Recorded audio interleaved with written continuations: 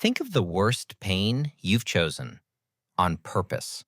A tattoo, leg day, stubbing your toe on the one chair you forgot was there. Now imagine doing that in front of your entire unit at 12 years old in complete silence. Because if you flinch, you don't graduate, you go home. This was day one of training for the most feared Army West Africa ever produced. And here's the part that sounds impossible.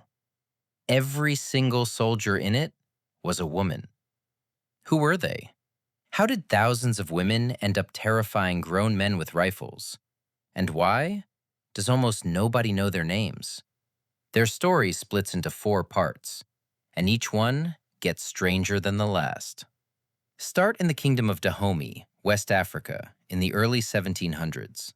King Agojie was expanding his kingdom through conquest, taking neighboring Alada and Wida in the 1720s. But long before there was an army, there were elephant hunters. Women who hunted elephants on foot, armed with knives, searching for meat and ivory. And King Agojie noticed something. These women were not afraid of creatures that could kill them in 3 seconds. So he gave them a new role: palace guards. The elephant hunters became soldiers. The Ghezo became the Agojie. For a century, they remained a small royal guard, a hidden force inside the kingdom. Then, under King Ghezo in the 1800s, everything changed. Ghezo hadn't inherited the throne peacefully. He took it in 1818, in a coup against his own brother.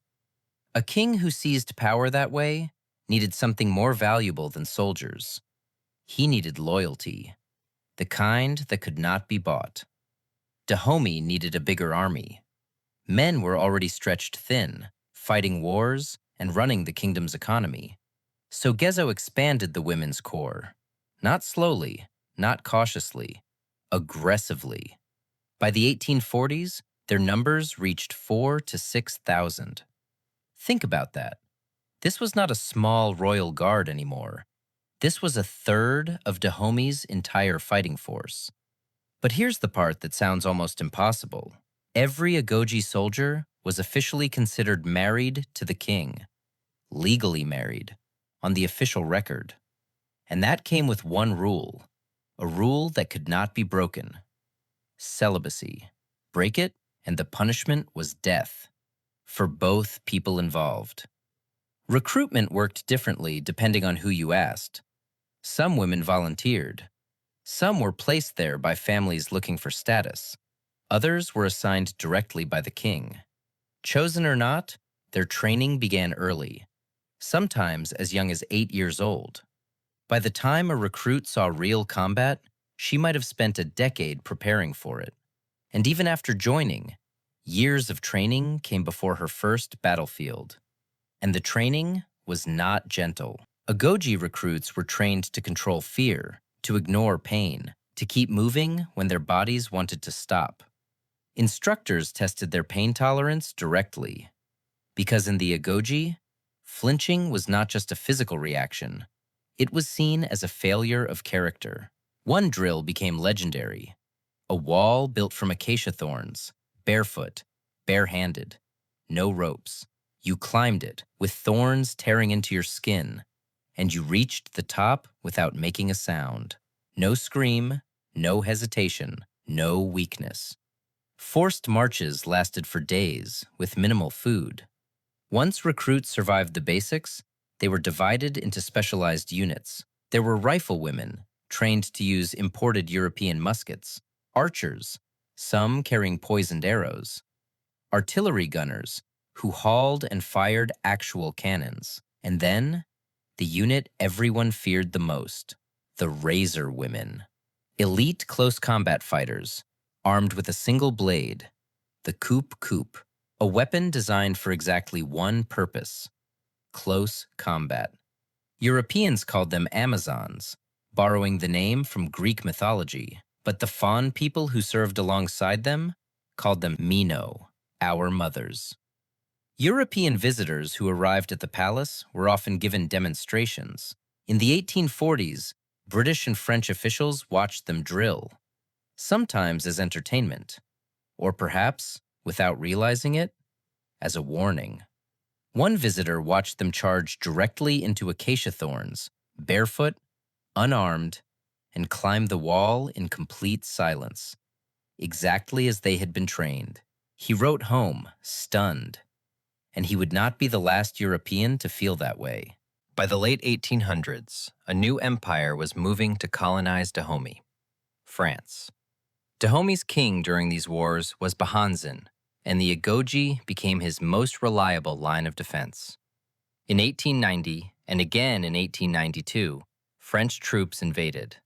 The first major clash came at Cotonou on the coast. Then, 2 years later, the fighting reached the capital itself, Dahomey. Some French soldiers were hardened veterans of the Foreign Legion. They had fought battles across the world.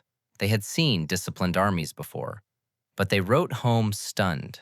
They had not expected to face women, and they definitely had not expected this. Agojie units charged directly into rifle fire, fire that would have broken most other forces. They kept moving. They reached the enemy, and then they closed the distance. Blade against gun. France eventually won. Modern rifles and artillery beat trained courage. They usually do. Dahomey became a French colony in 1894, and the Agojie, as an active military force, ceased to exist.